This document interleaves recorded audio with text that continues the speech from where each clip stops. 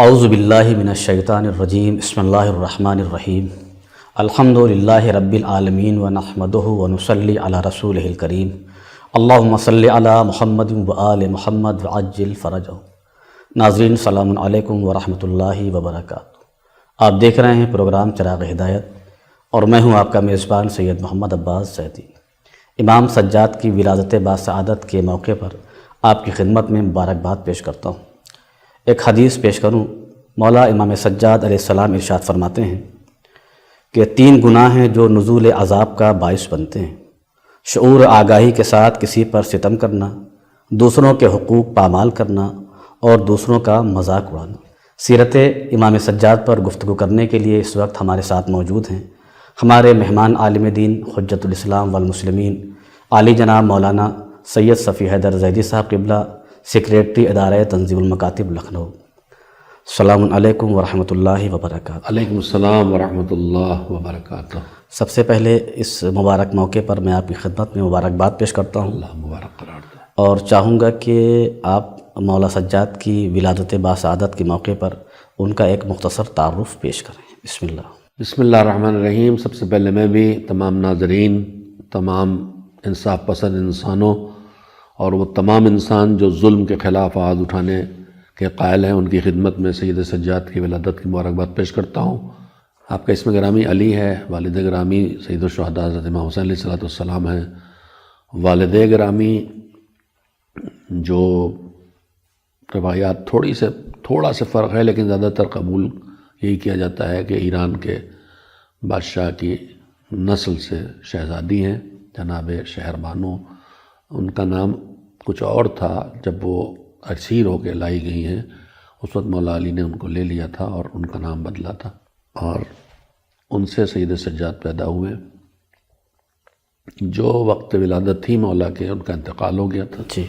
اور پھر آپ امام حسین علیہ السلام کی کنیز تھیں جنہوں نے سید سجاد کو پالا تھا۔ آپ کی ولادت وقت آپ کی والدہ کا انتقال ہو گیا۔ پلے بڑھے اپنے بابا کے ساتھ، کربلا ساتھ ہے۔ کربلا میں امام حسین علیہ السلام کا پیغام کربلا سے اٹھا تھا، لیکن کربلا سے باہر نہ جاتا اگر سید سجاد اور جناب زینب نہ ہوتی۔ ان دونوں نے مل کے حسین کے پیغام کو عالمی بنایا اور قیامت تک کے لیے باقا دی ہے۔ سید سجاد کے تعارف میں یہ بھی عرض کر سکتا ہوں کہ آپ کی تاریخ ولادت کے بارے میں موضوع ہوتا ہے کب پیدا ہوئے ہمارے 15 جمادی الاولیٰ کہیں 5 شعبان، اس میں کبھی کبھی ہم لوگ بحث میں الجھ جاتے ہیں۔ میں ایک بات یہاں پہ عرض کرنا چاہتا ہوں، مجھے موقع مل جاتا ہے تو کہتا ہوں کہ ہمارے ائمہ علیہ السلام کی مظلومیتوں میں ایک مظلومیت یہ بھی ہے کہ ان کے دشمن جو تھے، جو انتہائی پست لوگ تھے، ان کے شراب پینے، ان کی بدکاری کے قصے تفصیل سے کتب تاریخ میں درج ہیں، لیکن ان معصومین کو جنہیں اللہ نے نمونہ بنا کے بھیجا تھا، ان کی سیرت کو ظالموں کے قلم نے نہیں آنے دیا۔ یہ تو اللہ کا اہتمام ہے کہ ان حکومتوں کی طاقت لگنے کے باوجود اتنا ان کی سیرت سے متعلق چیزیں آ گئی ہیں کہ انہیں ہم اپنی ضرورت پر پہچان کے زندگی سنوار سکتے ہیں۔ انہی مظلومیتوں میں ایک مظلومیت یہ ہے کہ ولادت کی تاریخ طے نہیں ہے کسی کی۔ ابھی ہم لوگ اس سے پہلے اپنے گاؤں یا اپنے محلے، اپنے شہر کے ہوتے تھے جی، اور وہیں ہم محدود ہوتے تھے۔ جی، چاند نکلنے کے لیے ریڈیو کا انتظار کرتے تھے۔ گاؤں بھر میں 2-4 گاؤں میں ایک ریڈیو ہوتا تھا جس پہ شام غریبہ مجلس سنتے تھے۔ جی، اب ہر ہاتھ میں موبائل ہے، اچھی چیز ہے۔ غلط استعمال کسی چیز کا اس سے برا بناتا ہے، ورنہ بہت اچھی چیز ہے، اللہ کی نعمت ہے۔ لیکن اللہ کی نعمت کو اگر ہم زیادہ کھائیں تو ہمارا پیٹ خراب ہوتا ہے، ہم بیمار ہوتے ہیں۔ ایسے غلط استعمال خراب کرتا ہے۔ اب ہمارے پاس معلومات آئے ہیں یا ہم نے تھوڑا بہت اپنی بستیوں سے نکلے، ہجرتیں کی ہیں، تو ہم بحث کرنے لگتے ہیں کہ یہ تاریخ کی وہ تاریخ۔ میں صرف اتنا عرض کرنا چاہتا ہوں کہ بحث کرنے کے بجائے یہ لا علمی بھی جو اللہ نے رکھی ہے ہمارے لیے، یہ بھی اس کی ایک مصلحت ہے شاید، کہ ہمیں پکا یقین ہوتا تو ایک ہی تاریخ پہ ہم ولادت کی تاریخ مان کے اسی پہ ان کو یاد کرتے، لیکن اگر 2-3 تاریخیں آ گئیں تو ہم تینوں تاریخوں میں ان کو یاد کریں گے۔ سبحان اللہ۔ تو یہ تو اللہ کی طرف سے ایک احسان ہے کہ لا علمی کے ذریعے بھی ہمیں اچھے کام پر شہادت میں بحث کرنے کی ضرورت نہیں۔ ولادت میں جب دکھائی دے کے ہو سکتا ہے آج یہ بیٹھ جائیے۔ ہمارے شیعہ ان کا ہے، ہماری خوشی میں خوش، ہمارے غم میں رنجیدہ۔ تو اگر ہمیں احتمال بھی ہوتا ہے کہ آج شہید ہیں تو آج رنجیدہ ہوں گے، پھر 3 دن بعد آج رنجیدہ ہوں گے، آج ولادت ہوئی آج خوش ہوں گے، اگلے مہینے میں ہوئی پھر خوش ہو جائیں گے. تو اس میں بحث نہیں کرنا چاہیے. مختلف روایتیں ہیں، مختلف علاقوں میں الگ الگ مشہور ہے. اپنے افاضل سے ضرور کہوں گا جی کہ ہماری جوان نسل کو، نہ جانے کیا میں برے الفاظ بولتا ہوں، میں بھی اپنے کو جوان نسل مانتا ہوں، میں بزرگوں کو بزرگ مانتا ہوں، اپنے کو نہیں. ہمارے بزرگوں میں یہ بات تھی کہ جس علاقے میں جو تحقیق رائج ہے اس کے خلاف بھی وہ سب کچھ پڑھتے تھے، سب کتابوں میں پڑھتے جانتے تھے، لیکن نہیں لاتے تھے کہ جھگڑا کھڑا ہو بلا وجہ کا. آج افاضل ایسے آئے ہیں، افاضل بھی اور دانشور لوگ بھی، کوئی روایت کہیں پڑھے مل گئی جو رائج سے الگ ہے، پھٹ سے لے کے آ جائیں گے بتانے کے لیے میں بڑا قابل ہوں. جیسے آپ کے بزرگوں نے جو نہیں پڑھا تھا آپ نکال کے لائیں. یہ غلط فہمی ہے. بزرگ سب جانتے تھے لیکن انتشار سے بچانا چاہتے تھے. ہم یہ قابلیتیں نہ کریں جو بزرگوں نے رائج کیا ہے. اگر وہ خلاف حقیقت نہیں ہے تو اسی کو قبول کریں. سبحان اللہ. یقیناً جو مولا سجاد کی زندگی ہے، ان کی سیرت ہے، جب ہم دیکھتے ہیں تو یہ چیزیں ہمیں نظر آتی ہیں کس طریقے سے آپ نے کردار پیغمبر کو دنیا والوں کے سامنے پیش کیا، اخلاق پیغمبر کو دنیا والوں کے سامنے پیش کیا، اور کربلا یا کربلا کے بعد کی جو آپ کی زندگی ہے اس میں کس طریقے سے آپ نے کردار نبھایا ہے اور پیغامات خداوندی کو دنیا والوں تک بہترین طریقے سے پہنچایا ہے. یہاں پر میں چاہوں گا کہ چونکہ زندگی کے آپ کے مختلف پہلو ہیں اور آپ کی سیرت کے بعض نمونے ہیں، بہت سے نمونے ہیں، تو آپ کے سیرت و کردار کے جو نمونے ہیں وہ آج کے دور کے تقاضوں کو کس طریقے سے پورا کرتے ہیں؟ دیکھیے یہ تو ہم سب محسوس کرتے ہیں جب پڑھتے ہیں معصومین سیرت کو. جی. اگر امام صادق کہا جا رہا ہے تو اس کا یہ مطلب نہیں کہ امام باقر صادق نہیں ہے معاذ اللہ، یا اگر وہ امام باقر علم النبیین ہیں، انہوں نے علم کھود کے نکالا اور پھیلایا، تو اس کا یہ مطلب نہیں کہ امام صادق نے نہیں کیا ہے. کیا امام صادق نے کچھ کم دین پھیلایا امام محمد باقر سے، یا کچھ کم سچے تھے کوئی اور ان سے لیتی ہے؟ تو اس وقت کے حالات کے تحت ان کی جو صفت زیادہ سامنے آنے والی ہے وہ القاب میں مشہور ہو گئی. یہ ہمیں دھیان دینا چاہیے. جی. اب آپ کا اسم گرامی علی ہے لیکن آپ زین العابدین، سید الساجدین، سجاد، ان تین ناموں سے زیادہ شہرت ہے آپ کی. زین العابدین عبادت گزاروں کی زینت روایت میں آیا ہے، سید الساجدین سجدہ گزاروں کے سردار، اور سجاد بہت سجدے کرنے والے. آپ کی سیرت کی خصوصیت ہی بتائی جاتی ہے کہ آپ بہت کثرت سے شکر کے سجدے کرتے تھے. آپ کی زندگی چونکہ بہت محدود کر دی گئی تھی اور آپ کو مومنین اور امت اور انسانوں کے درمیان جانے کا موقع کم سے کم دیا جا رہا تھا، تو آپ کو اسی محدود حلقے میں رہ کے پیغام عالمی سطح پہ دینا تھا. تو جو اس وقت کے قید و بند جیسی کیفیت میں اور شدید نگرانی میں جو ممکن تھا وہ امام کر کے بتاتے رہے. اس میں ایک شکر کی کیفیت ہے، دوسری اللہ کی بارگاہ سے دعا مانگنے کی کیفیت ہے، اور اس میں علامہ جوادیہ مولانا ذیشان درد اللہ مقامہ نے نقوش عصمت بھی لکھا، میں نے اس مجلس میں سنا، اور میں بزرگوں کی باتیں منتقل بھی کرتا ہوں، اور کبھی نام بھی لے لیتا ہوں، کبھی نہیں بھی لیتا ہوں. نہ لوں تو اس لیے نہیں لیتا کہ لوگ جانتے ہیں کس کی بات ہے، اور ہم سب کو چاہیے کہ دوسرے بزرگوں کی بات کریں تو ان کا ذکر بھی کریں تاکہ مومنین بھی ان کی فضل تک پہنچے.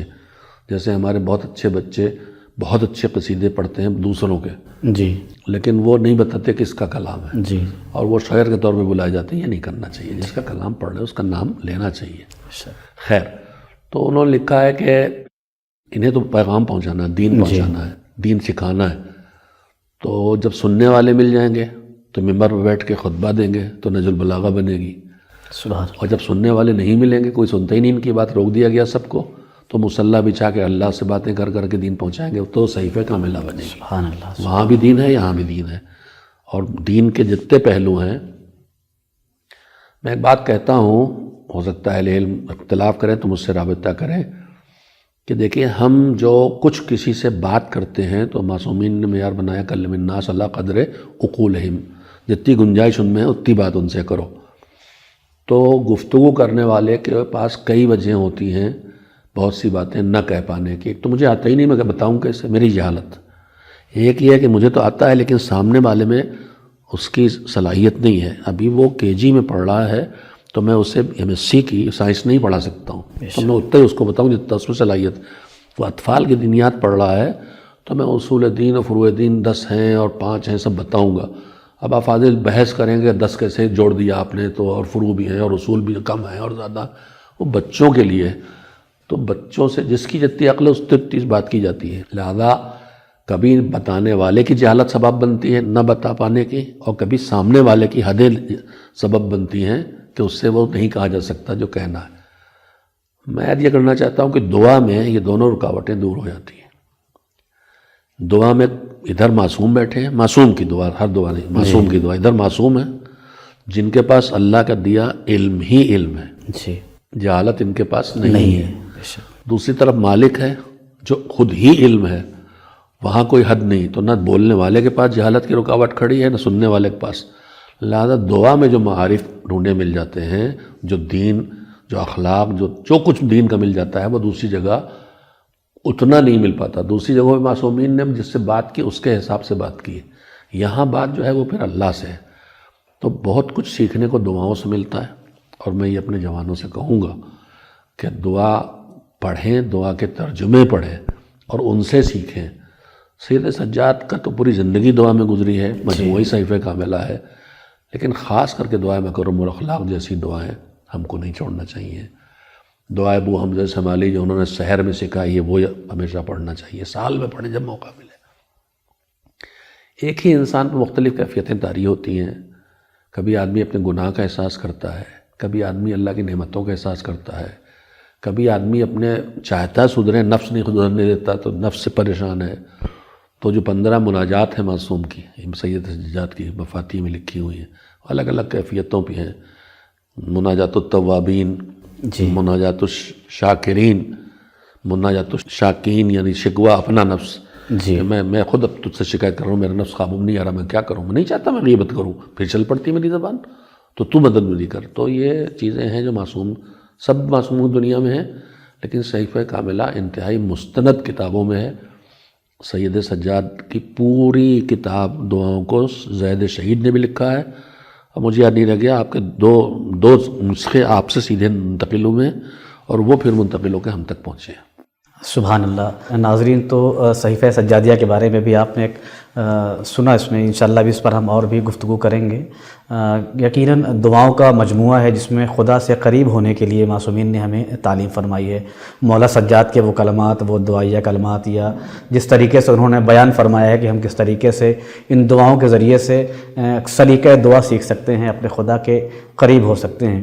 یہاں پر میں ایک چیز اور چاہوں گا آپ سے کہ مولا سجاد کی جو زندگی ہے، دعا بھی ہے اور دعا کی تعلیمات کے علاوہ وہ اگر اپنے چاہنے والوں کو دیکھتے ہیں، چونکہ دور حاضر میں اگر ہم اپنے آپ کو دیکھتے ہیں تو ہم اپنے آپ کو محب آل محمد کہتے ہیں، محب مولا سجاد کہتے ہیں۔ محب تو ہیں انشاءاللہ، محب ہیں، شیعہ ہونے میں معاملہ کچا ہے، جی، تو شیعہ کہنا بڑا مشکل ہے، محب ہونے میں کوئی شبہ نہیں انشاءاللہ۔ جی انشاءاللہ۔ تو ہمیں کس طریقے سے وہ دیکھنا چاہتے ہیں، گویا ہم کیسے ہوں کہ ہمارے امام ہم سے راضی و خوشنود ہوں؟ میں اس سلسلے میں پہلے ایک بات یہ عرض کروں گا کہ سید سجاد علیہ السلام کی زندگی کے 3 نمایاں پہلو ہیں۔ ایک آپ کی عبادت ہے جس کا ہم نے تذکرہ کیا، جی، اور ایک اسی کے ساتھ ساتھ سید الشہداء اور ان کے ساتھ شہید ہونے والے اور اسیروں پر گریہ و ماتم ہے، خاص کر کے سید الشہداء پہ۔ یہ صرف گریہ نہیں ہے، یہ احتجاج بھی ہے، انقلاب لانے کی کوشش بھی ہے، کربلا کے مظالم کو عوام تک پہنچانے کا ذریعہ بھی ہے، اور امام کے گریہ نے یہ کام کر دیا۔ تو دوسرا کام یہ ہے کہ عزاداری حسین کے ذریعے ہم دین کا پیغام پہنچائیں۔ جب یزید حکومت کر رہا ہو تب بھی سید سجاد نے حسین پر گریہ کر کے دین کی حیات بچائی اور زندگی بچائی۔ آج ہمارے پاس عزاداری جیسی نعمت موجود ہے، اور وہ سختیاں بہرحال نہیں ہیں جو دور یزید میں تھیں، جی، دور ولید میں تھیں۔ جی، سختیاں ہیں تو وقتی ہیں، آتی ہیں جاتی ہیں۔ تو ہم عزاداری کو جو سید سجاد نے جو اپنے گریے سے کام لیا ہے اور تذکروں سے کام لیا ہے، اور ان کے ساتھ سید سجاد سعادت زینب کبریٰ ہیں، جناب رباب دھوپ میں بیٹھی، کیوں؟ یہ نہیں کہا کہ بیٹا دفن ہوا ہے، کہا میں اپنے آقا کو چھوڑ کے آئی دھوپ میں کیسے جاؤں سائے میں؟ تو یہ وہ ظلم جو حسین پہ ہوا اس کو بتانا، اس ظلم کو بتانا، ظالموں کو پہچانوانا، یہ ان کا کام ہے۔ لیکن اس میں بھی آپ دیکھیں گے کہیں بد زبانی نہیں ہے۔ میں بار بار یہ جملہ کہتا ہوں جب باتیں کرنے کا موقع مجھے ملتا ہے، خدا کے لیے ہم ایسی باتیں ممبروں سے نہ کریں، خطابت میں نہ کریں، ذاکری میں نہ کریں، شاعری میں نہ کریں، آپسی گفتگو میں نہ کریں جو کرنٹ مار کے لوگوں کو بھگائے۔ انہوں نے فرمایا تھا جروا الینا کل محبہ، ہر محبت میں طرف کھینچ کے لاؤ۔ ہم اس کا الٹا کر رہے ہیں، خالی اپنے جذبات کی بھڑاس نکالنے کے لیے، یا کہیں استثنائی صورت میں اکیلے کھڑے ہو کے باپ پوتا آیا ہے زیارت پڑھ رہا ہے اور اس میں انہوں نے دشمنوں کا کچھ ذکر کر کے ان پہ لعنت کر دی ہے، تو جو ان کی زندگی کا ایک تنہائی کا پہلو ہے وہ آپ تنہائی میں رکھیے، آپ اسے بھیڑ میں کیوں پہنچا رہے ہیں؟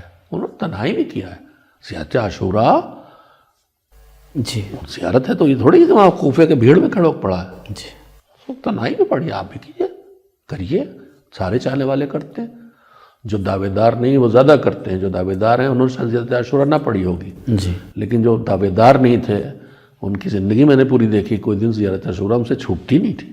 تو دوسری بات میں عرض کرنا چاہتا ہوں، گریہ بر حسین عزاداری کے ذریعے دین پہنچانا، جذبات کی بڑھاس نہیں نکالنا ہے۔ سید سجاد کا گریہ صرف جذباتی نہیں ہے، گریہ ہے جذبات سے جڑا، لیکن وہاں بھی ہدف ہے۔ تو ایک عبادت کا پہلو ہے، ایک یہ پہلو ہے گریہ کا، تیسرا پہلو ہے اس محدود زندگی میں بھی دنیا کی زندگی کے بسر کرنے کے لیے۔ آپ کی تاریخ گواہ ہے کہ آپ سال بھر غلام اور کنیز خریدتے تھے، تو کہیں سے پیسہ کماتے تھے تبھی تو خریدتے تھے، اور اس کے بعد رمضان کے آخری جمعے میں شاید جو روایت مجھے یاد آتی ہے، مفاتیم لکھا ہے میرے خیال میں، کہ سب کو جمع کرتے تھے اور اس کے بعد ان کی سال بھر کی لغزشیں سناتے تھے، نوٹ تھی ان کے پاس، تم نے یہ کیا یہ کیا یہ کیا یہ کیا، وہ اقرار کرتے تھے ہاں غلطیاں ہوئی ہم سے، اب یہ نہیں ہے کہ اب تمہیں پٹائی ہوگی، اس کے بعد وہ یہ کہتے تھے جو ہمیں سکھایا ہے کہ تمہاری ساری غلطیوں سے ہم چشم پوشی کرتے ہیں، تم بس یہ دعا کرو کہ اللہ میری مغفرت کر دے، میرے لیے دعا کرو، اللہ اکبر، ان کو اس ضرورت نہیں، وہ ہمیں سکھا ہے۔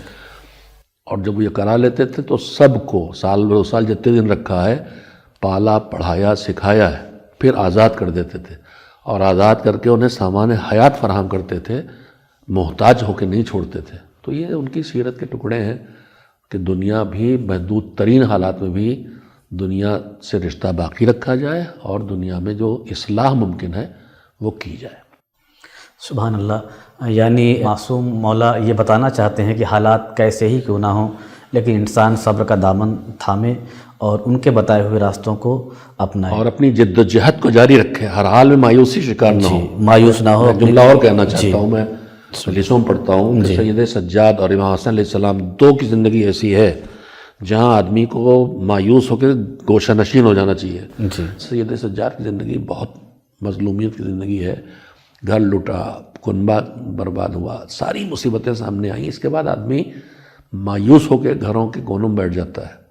آج ہماری زندگی میں جو مصیبتیں ہیں جس سے ہم میں سے کوئی نہیں بچ پاتا ہے، تھوڑا سے حالات کے دباؤ میں ہم بہت کمزور اندر سے ہو گئے، ڈپریشن کا شکار ہو جانا، پھر مایوسی کا شکار ہوتے ہیں، منفی سوچ آ جاتی ہے، ہر چیز میں نگیٹیوز ہوتے ہیں، الٹا ہی الٹا الٹا ہی الٹا۔ سید سجاد کی سیرت کہتی ہے کہ کسی بھی حالت میں تمہیں نگیٹیو نہیں ہونا، پازیٹیو رہنا ہے، اللہ سے امید لگائے رکھنا ہے۔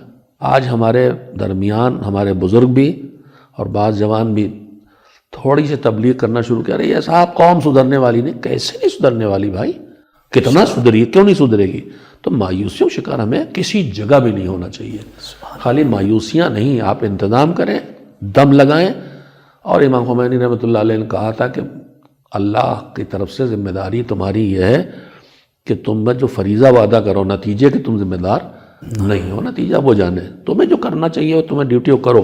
آج جہالت پھیلی ہے تو ہماری ڈیوٹی ہے کہ ہم پڑھائیں، آج بے دینی ہے تو ہماری ڈیوٹی ہے کہ ہم دین پہنچائیں۔ اب کوئی ماننے نہ مانے اس سے ہمیں مطلب نہیں ہے، اور یہ ضرور ہے کہ مانے گا تب جب ہم خود مان کے کر کے گئے ہوں گے، ورنہ محنت بیکار جائے گی۔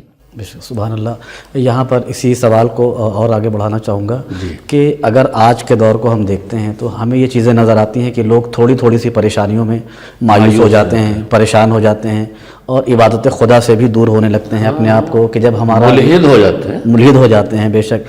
اور اس دوسری طرف جب ہم سیرت امام کو دیکھتے ہیں تو ایک طرف واقعات کربلا ہے کہ میدان میں مقتل میں لاشیں پڑی ہوئی ہیں، اس کے بعد بھی آپ کی پیشانی سجدے میں ہے۔ جتنی مشکلات بڑھتی ہیں اتنی عبادت کی گہرائی بڑھتی ہے۔ لاشوں کے بیچ کے سجدہ شکر نے قربانی قبول کر لی، اور سفر شام میں نماز شب کا نہ چھوٹنا، اور بھائی کو یقین کہ میری بہن نماز شب یاد رکھے گی، چھوٹنے والا نہیں، تو ان کے ہاں مایوسی تو ہے ہی نہیں۔ بے شک۔ تو اس حالات میں بھی آپ سید الساجدین بھی ہیں، زین العابدین بھی ہیں، اس پر تھوڑا سا چاہوں گا کہ تاکہ جو مایوسی ہمارے درمیان میں ہو، ایک تو مایوسی، اور دوسری یہ بات ہے کہ ہم آج کل مشغولیت کا بڑا بہانہ دینے لگے ہیں، بڑی مشغولیت، موقع نہیں مل پاتا، یہ نہیں اول وقت نماز نہیں پڑھیں گے، کام چھوٹ رہا ہے۔ تو ایک تو یہی بتا دوں میں صافگو ٹائپ کا آدمی ہوں، ٹرا بھی ہو گیا ہوں. ہمارا علاقائی سید واڑہ کہلاتا بارہ بنکی میں، وہاں کھرے لوگ زیادہ ہوتے. میرے اندر تھوڑی نرمی، تھوڑی بہت رضوی سعادت سے آئی تھی غلام عسکری کے خاندان سے، لیکن وہ شاید کھرے پن سے بدل گئی.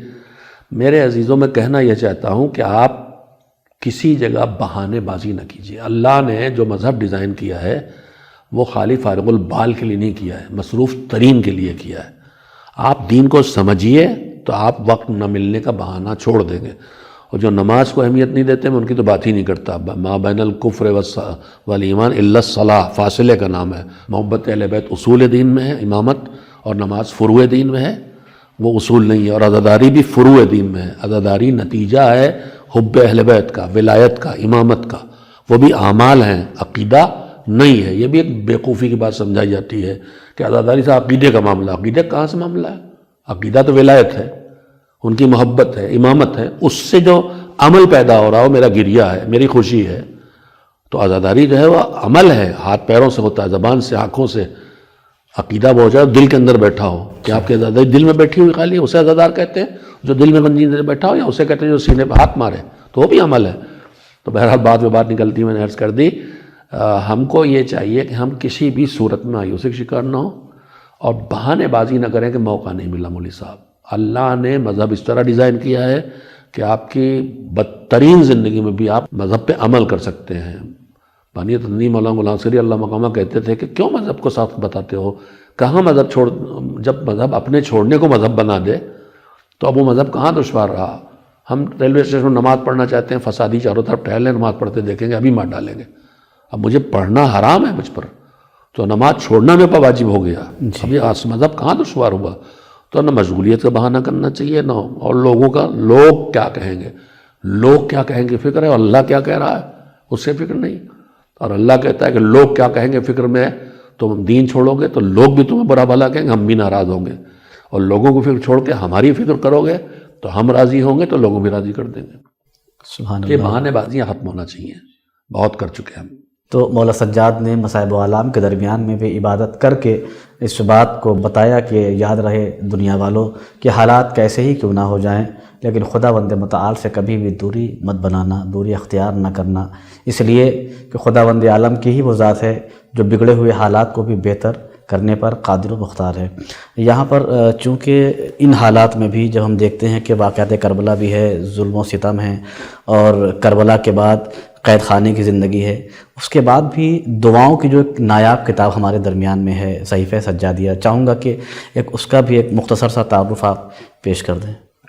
بسم اللہ. صحیفہ سجادیہ جو متعدد دعائیں 50، 55، 52 یا اس سے زیادہ جو تحقیق کر کے ڈھونڈ کے لائیں اور دعائیں بڑھ گئی ہیں، یہ بہرحال ایک بہترین مجموعہ ہے جو ہمیں قرآن مجید کے بعد جن کتابوں کو اپنی زندگی کا جز بنانا چاہیے مطالعے کے لیے. اس میں ایک نہج البلاغہ ہے جی، اور دوسرے صحیفہ سجادیہ مطالعہ کرنے کے لیے، خالی دعا لفظوں کی عربی میں پڑھنے کے لیے نہیں، اس میں سیکھنے کی چیزیں. اور ایک بات یہیں پہ کرنا چاہتا ہوں کہ دعاؤں کو دیکھیے لگتا سیدھے زندگی بھر دعا کی جی. عبادت تو دیکھیے لگتا زندگی بھر عبادت کی، بے شک. جی گریہ دیکھیے لگتا زندگی بھر گریہ کیا. مگر ان کی زندگی میں گریہ بھی آخری منزلوں پہ، عزاداری حسین بھی، عبادت بھی، دعائیں بھی، کوئی ٹکراؤ نہیں ہے کہ ان کے گریے سے نماز چھوٹ رہی ہو یا نماز کی وجہ سے گریہ رک رہا ہو. آج ہماری بد نصیبی ہے کہ ہم لڑا رہے ہیں عزاداری اور نماز کو. حد ہو گئی ہماری جہالت کی کہ دعائے کمیل آتی تو کہتے ہیں حدیث قصہ سے کو ہٹانے کے لیے آئے ہیں. جی. وہ حدیث قصہ فضیلتوں کی حدیث ہے، یہ دعا ہے. وہ حدیث ہے، یہ دعا ہے. البتہ وہ حدیث بھی ایسی ہے فضیلت، اس کو فضیلت پڑھو گے تو دعا فرشتے کریں گے، وہ ایک الگ مسئلہ ہے. تو کون سا ٹکراؤ ہے؟ حدیث قصہ 24 گھنٹے میں جب چاہو تب پڑھو، فضیلت ہے، جو وہ جیسا چاہو ان کا پڑھو. لیکن دعائے کمیل کا مخصوص وقت ہے، مخصوص تاریخیں ہیں. تو یہ سب ایسی ہمارے درمیان جو بیجا بحثیں ہیں، یہ بھی دشمن کی سازش، بیجا بحثوں میں الجھانا تاکہ اصل تک نہ پہنچنے پائیں. سید سجاد اور سارے ائمہ کی سیرت میں یہ بھی ہے کہ کبھی بیجا بحثوں میں نہ الجھے ہیں، نہ الجھایا، نہ الجھنے دیا ہے. آج ہماری سب سے بڑی مصیبت یہ ہے دن بھر ان موضوعات پہ بحث کرتے ہیں جن کا ہمیں زندگی سے کوئی تعلق نہیں. جی. مثلا یہی پہ بلادر شہادت تاریخوں میں بحث کر رہے ہیں. بھیا تمہارا کام ہے، آج ان کے نام سے خوشی کا دن آ رہا تو بیٹھ جاؤ، خوش ہو جاؤ، محفل کر لو. اور غم کا دن ہے تو مجلس کر لو. کیا آپ بحث کر رہے ہو؟ یا ماؤں کے نام اور خاندان، اور کچھ لوگ بس تاریخ کو یاد کرنے کے ماہر بننا چاہتے ہیں. تاریخ یاد کر کے کیا کرو گے؟ تاریخ معتبر کہاں ہے؟ آؤ حدیثوں کی دنیا میں، آؤ تفسیر کی دنیا میں، آؤ سیرت کی دنیا میں، جہاں اعتماد ہے. تمہیں تاریخ بھی سیکھنا ہے تو حدیثوں سے آ کے سیکھو. وہ جو معراج بتائیں گے وہ حدیث میں، وہ کہیں مورخ نہ لکھ پائے گا. اور اسی طرح سے وہ نماز جو بتائیں گے وہ اہل بیت جو بتائیں گے وہ اصحاب نہ بتا پائیں گے. تو بیجا بحثوں میں نہیں الجھنا چاہیے. سید سجاد کے درمیان دوران میں یہ سب چیزیں تھیں. جی دشمنوں کے ساتھ حسن سلوک ان کے زندگی کا ایک اور اچھا پیغام ہے. مشہور ہے نا، آپ پڑھتے ہیں کہ ریگستان میں مر رہا ہے پیاس، جی پانی گھونٹ نہیں لے سکتا، رومال سے نچوڑ کے دھیرے دھیرے پانی پلا کے ہوش میں لایا. آنکھ کھولی، دیکھا سید سجاد نے پہچانا. ہوش میں آیا تو کہتا ہے کہ آپ نے مجھے نہیں پہچانا اور ننا پلاتے پانی. تو امام نے فرمایا کہ پہچانتا ہوں میں. معلوم ہے مصائب میں سنتے ہیں کہ تم میرے بھائی علی کے قاتل ہو. مروان کو پناہ دی جو دشمن تھا خاندانی. تو میں یہ ہاتھ جوڑ کر کرنا چاہتا ہوں کہ لوگوں کو بھگانے کا کام ہم ختم کریں. یہ لعنت کے لفظ سے اور تبرے کے لفظ سے جو ہم نفرتیں پھیلا رہے ہیں، یہ دین کی خدمت نہیں ہے. آپ کو کرنا ہے تنہائیوں بیٹھیں، اپنے دل کے بڑاس نکالیں، لیکن لوگوں کو لائیں، لوگوں کو بھگائیں نہیں. تبھی سید سجاد کا مشن کامیاب ہوگا. ان کی زندگی بھرپور زندگی ہے، بھرپور ذمہ داریاں ادا کریں. یہ نہیں کہ ایک طرف لگے تو دوسری طرف چھوڑ دیا. ان سے بڑا عزادار بھی نہیں دکھائی دیتا کوئی، ان سے بڑا نمازی بھی نہیں دکھائی دیتا کوئی، ان سے زیادہ دعا خان بھی نہیں دکھائی دیتا کوئی. اور اس چھوٹی سی زندگی میں، محدود زندگی میں اتنا بزنس کرنا کہ غلام خریدنا، کنیز خریدنا اور آزاد کرنا، یہ ساری چیزیں دکھائی دیتی. انہوں نے بھرپور زندگی بسر کی. سارے ایمان اسی طرح کیا، ہم بھی وہی سیرت اپنائیں. سبحان اللہ. تو ناظرین، یہ تھے ہمارے مہمان عالم دین حجت الاسلام والمسلمین عالی جناب مولانا سید صفی حیدر زیدی صاحب قبلہ، جو مولا سجاد کی سیرت کے بہترین پہلو پر گفتگو آپ کے سامنے پیش کر رہے تھے. اب یہاں پر میں خدا حافظی کروں گا، لیکن حاضر ہوتا ہوں ایک بریک کے بعد. آپ دیکھتے رہیے ہادی ٹی وی.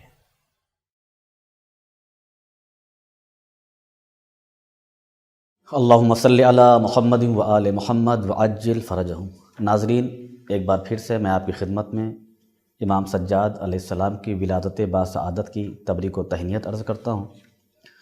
اور بارگاہ امام میں اس وقت نذرانہ عقیدت پیش کرنے کے لیے ہمارے ساتھ موجود ہیں جناب سجاد حلوری صاحب. السلام علیکم ورحمۃ اللہ وبرکاتہ. سب سے پہلے میں آپ کی خدمت میں اس پرمسرت موقع پر مبارکباد پیش کرتا ہوں اور چاہتا ہوں کہ آپ بارگاہ امام میں اپنے اشعار پیش کریں. بسم اللہ. ناظرین، میں یہیں سے حاضر کرتا ہوں ایک مطلب چند اشعار آپ سب کی خدمت میں مبارکباد پیش کرتے ہوئے. سماعت کریں، خاص طور سے حاضر کرتا ہوں. بسم اللہ. خنجروں تیروں سے نہ سے اور نہ تلوار سے، سبحان اللہ. خنجروں تیروں سے نہ سے اور نہ تلوار سے، خنجروں تیروں سے نہ سے اور نہ تلوار سے، کٹتی ہے فتوے کی گردن آنسوؤں کی دھار سے، کٹتی ہے فتوے کی گردن آنسوؤں کی دھار سے، خطبہ عابد سے ظالم کو پسینے آ گئے، خطبہ عابد سے ظالم کو پسینے آ گئے، سر وہ ٹکرانے لگا اپنا در و دیوار سے، سر وہ ٹکرانے لگا اپنا در و دیوار سے، سید سجاد کا تھا خوف طاری اس طرح، سید سجاد کا تھا خوف طاری اس طرح، قصر باطل ہل گیا زنجیر کی جھنکار سے، قصر باطل ہل گیا زنجیر کی جھنکار سے، روز فتوے آ رہے ہیں ماتم شبیر پر روز فتوے آ رہے ہیں، ماتم شبیر پر اتنا ڈر ہے کیوں بھلا سرور کے ماتم دار سے، اتنا ڈر ہے کیوں بھلا سرور کے ماتم دار سے۔ اور یہ شیخ قبلہ حاضر کرتا ہوں، سماعت کریں گے۔ دشمن حیدر کی مکاری گئی کعبے تلک، دشمن حیدر کی مکاری گئی کعبے تلک، تین دیواروں سے چاہت بغض ایک دیوار سے، تین دیواروں سے چاہت بغض ایک دیوار سے، دشمن اسلام کے ہاتھوں پہ بیعت ہے حرام، دشمن اسلام کے ہاتھوں پہ بیعت ہے حرام، یہ سبق ہم کو ملا شبیر کے انکار سے، یہ سبق ہم کو ملا شبیر کے انکار سے، سبحان اللہ، شبیر کے انکار سے۔ ہتھکڑی بیڑی پہنا کر ظلم نے ثابت کیا، ہتھکڑی بیڑی پہنا کر ظلم نے ثابت کیا، خوف لگتا تھا اسے شبیر کے بیمار سے، خوف لگتا تھا اسے شبیر کے بیمار سے۔ سبحان اللہ، جزاکم اللہ۔ تو ناظرین، یہ تھے جناب سجاد حلوری صاحب جو بہترین اشعار بارگاہ امام میں پیش کر رہے تھے۔ اب یہاں پر میں آپ سے خدا حافظی کروں گا، لیکن پروگرام چراغ ہدایت کا سلسلہ یوں ہی جاری و ساری رہے گا، جس میں ارشادات و فرمودات امام سجاد علیہ السلام بیان کیے جائیں گے۔ آپ دیکھتے رہیے ہادی ٹی وی۔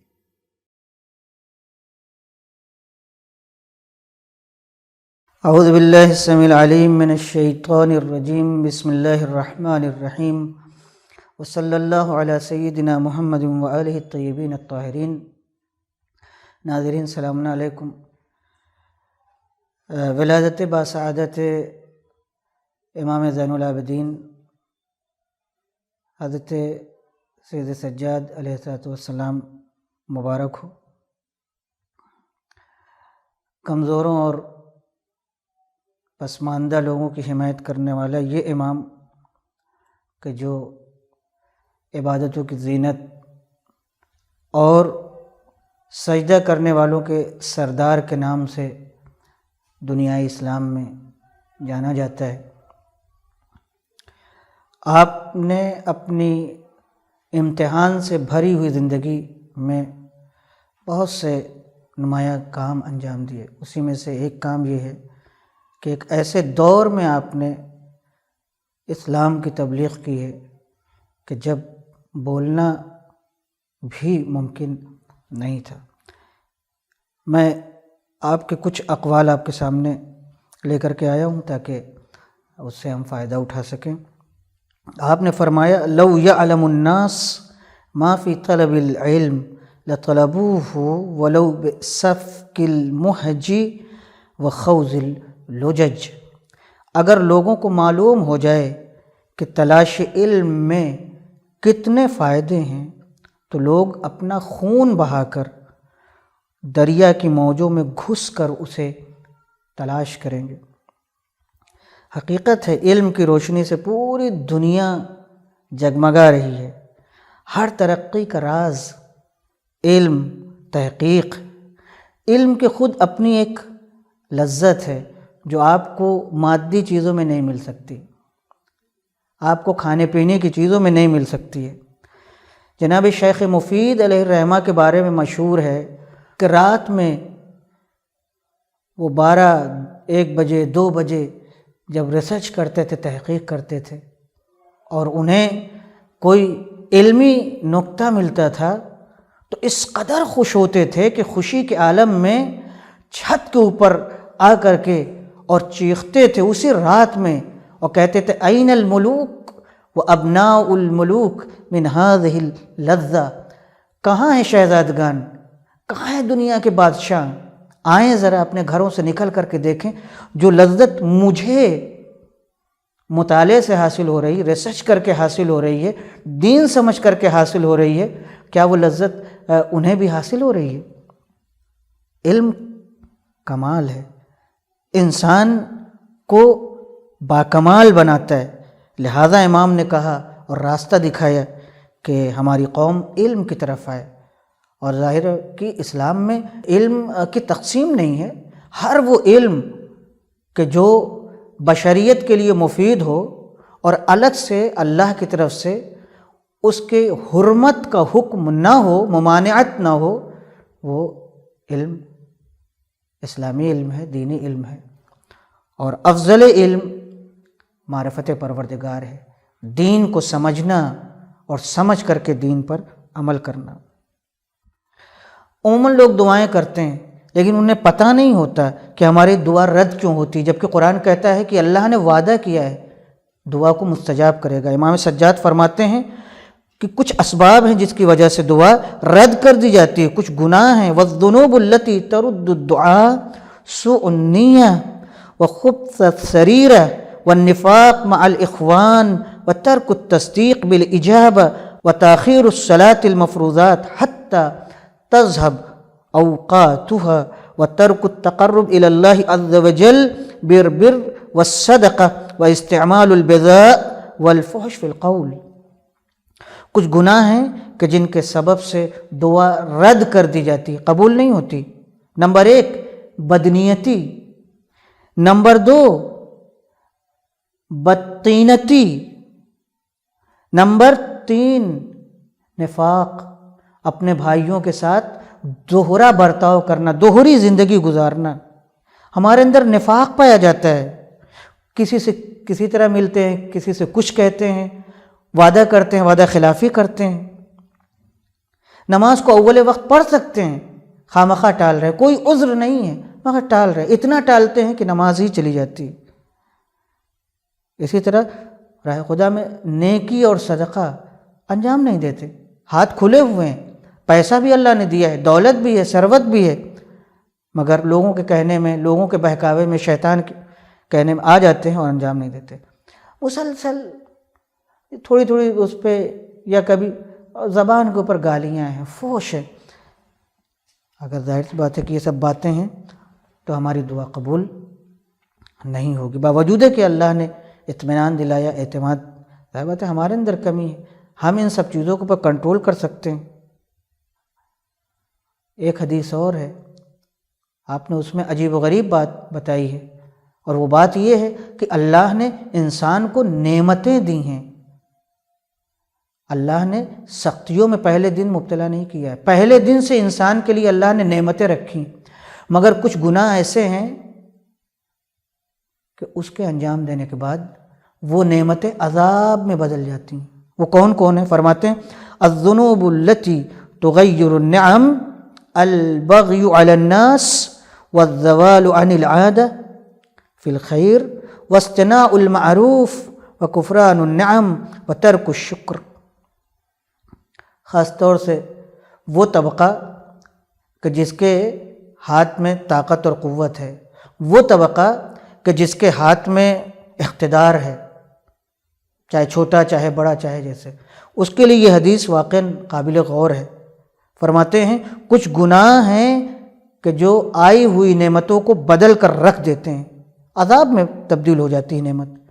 نمبر 1 لوگوں پر ظلم و ستم کرنا، جو لوگ ظلم کرتے ہیں، جن کی ہیبٹ ظلم کرنا ہے، ستانا ہے، بلا وجہ پریشان کرنا ہے،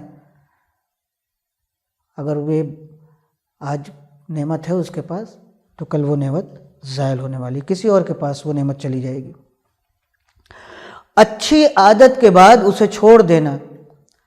ہم آپ پڑھائی کر رہے تھے، آپ روزانہ اپنے کام پہ جاتے تھے، برے لوگوں کے ساتھ نہیں بیٹھتے تھے، اب آپ نے وہ عادت، نماز اول وقت پڑھتے تھے، ماتم مجلس کرتے تھے، نصیحت سنتے تھے.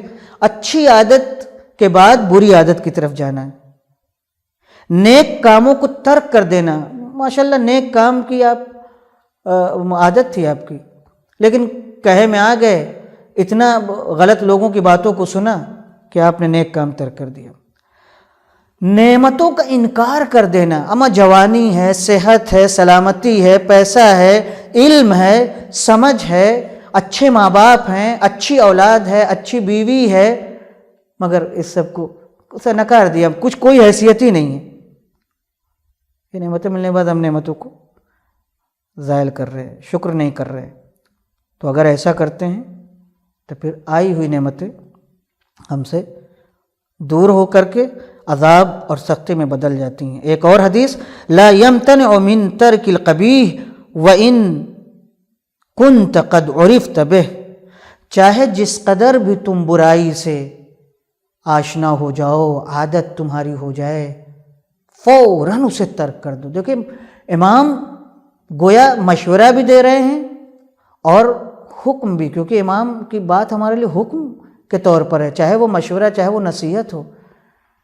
اگر خدا نخواستہ کوئی بری بات ہمارے اندر پیدا ہو گئی، ہو سکتا ہے بری بات کسی کے اندر پیدا ہو سکتی ہے، یہ آپ سمجھ لیجئے، چاہے وہ عالم ہی کیوں نہ ہو. میں بہت کھل کے کہہ رہا ہوں آپ سے، چاہے وہ کوئی صاحب افسر ہی کیوں نہ ہو، چاہے وہ بہت اچھے رہے ہوں، مرنے سے پہلے شیطان ہماری گھات میں بیٹھا ہوا ہے ہر دم گمراہ کرنے کے لیے.